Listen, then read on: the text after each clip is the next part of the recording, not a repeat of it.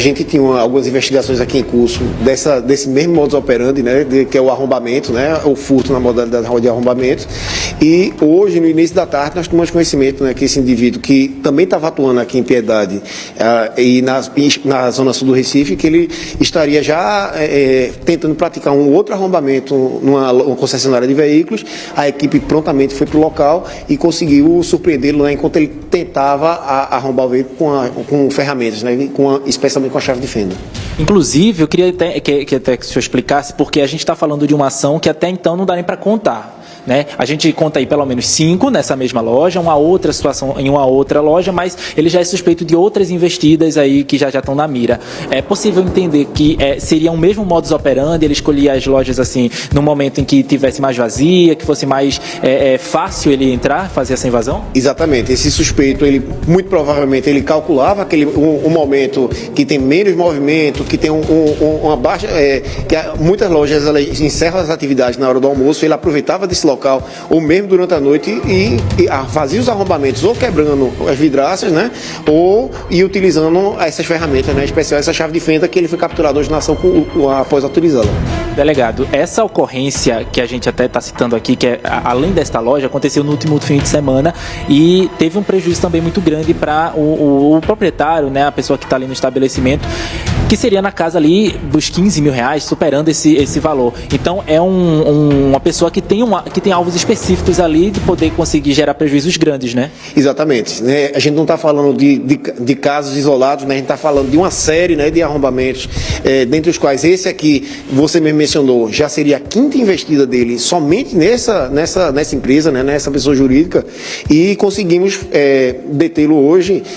Ele tem um vasto histórico criminal, passagem por outros delitos, crimes contra o patrimônio, e após vocês viram que nós acabamos de fazer essa prisão, e durante esse momento agora que vamos coletar informações, captar analisar vídeos, e certamente esse indivíduo está envolvido em muitas outras ações da mesma natureza. Gente, a gente teve acesso a diversas imagens de circuito de videomonitoramento que mostra as ações, né, desse homem nesse estabelecimento, em outros locais também. E aí, nessa situação que aconteceu hoje, a gente consegue até observar que, de fato, era um local que estava com a movimentação menor, porque era um horário de almoço. Estamos falando de um criminoso que age assim, sem medo, né, nenhum delegado, porque ele não esconde rosto, ele apenas vê que é um local aqui mais tranquilo, e aí ele vai realizar aquela investida. E nesse caso, digamos que ele não teve a sorte de ser passado despercebido, porque alguém conseguiu ver e aí deu aquele grito e acabou todo mundo chamando a atenção de todo mundo e todo mundo acabou se movimentando ali também. Só que, como o delegado falou, esse homem ele já tem um histórico ali de realizar furtos, roubos, e como a gente já adiantou, o principal foco dele são bairros, lojas que ficam em bairros aqui da Zona Sul, da capital pernambucana. Também a gente está aqui em Jaboatão dos Guararapes. E aí eu vou voltar a falar com o delegado, porque eu queria até entender, delegado, o que esse homem falou. Ele assume, ele nega, porque a imagem ali está clara, é ele que está realizando. Mas ele confessa isso? Informalmente, os policiais, ele admite, né, que praticou várias investidas, até porque não tem como negar, porque é a imagem dele, como eu te falei, a gente acabou de fazer o flagrante durante o prazo da conclusão do inquérito policial, que é 10 dias, né, em se tratando de réu preso, de acusado preso 30 dias de solto. A gente espera analisar outras imagens e apontar a responsabilidade desse indivíduo nesses outros casos. Aí você vê qual é a importância desse trabalho da polícia, porque é um homem que já estava na mira e já estava fazendo muitas vítimas ali naquela região. Primeiro, já é um momento em que o empresário, né, o proprietário de uma loja como essa, já respira um pouco mais aliviado, sabendo que esse homem está fora aí de circulação. Agora, claro que ele vai passar por audiência de custódia. Só que tem um detalhe nessa história, André, que chama bastante atenção, que é o seguinte: esse homem foi pego, né, ele foi preso.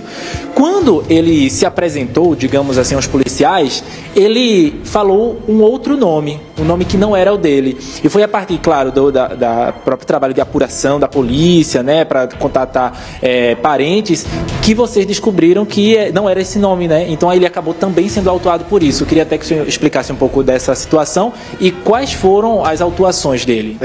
Ele foi autuado pelo crime de furto qualificado, tá certo? Mediante arrombamento, e foi também autuado pelo crime de falsa identidade. Uma vez que ele se apresentou, ele passou uma falsa identificação identificação, ele passou o nome de uma terceira pessoa, tanto aqui na delegacia como na UPA, que ele estava um pouco lesionado, acho que no momento da detenção, ele foi levado para a UPA também, na UPA ele passou um nome de uma terceira pessoa, que não condizia com ele.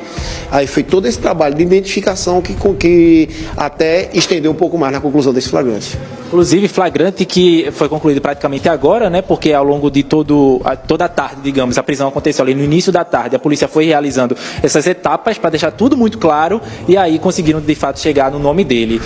André, fica à vontade, eu sei que você quer participar aqui da nossa conversa, delegado, eu estou à disposição, delegado também, para tirar qualquer dúvida que pode surgir de você, também do telespectador.